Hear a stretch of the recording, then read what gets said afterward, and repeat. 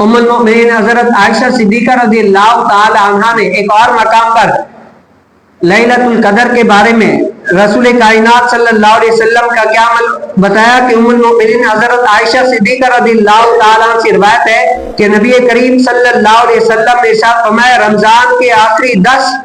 दिनों में क्या है, 10 दिनों की ताक रातों में नबी करीम सल्लल्लाहु अलैहि वसल्लम शब कदर को तलाश किया करते थे। ताक रातों में, मैंने पहले बताया ताक रातें कौन सी, 21वीं, 23वीं, 27वीं, 29वीं। उलमा फरमाते हैं ज्यादा से ज्यादा जो है ना, और भी इख्तिलाफ है लेकिन ऑथेंटिक ये है कि लैलतुल कदर जो 1000 महीनों से भी अफजल है ना, जिसकी इतनी सारी शानें हैं, इतनी सारी फजीलतें हैं ना, रसूल कायनात सल्लल्लाहु अलैहि वसल्लम ने फरमाया अगर कोई वो फजीलतें हासिल करना चाहे ना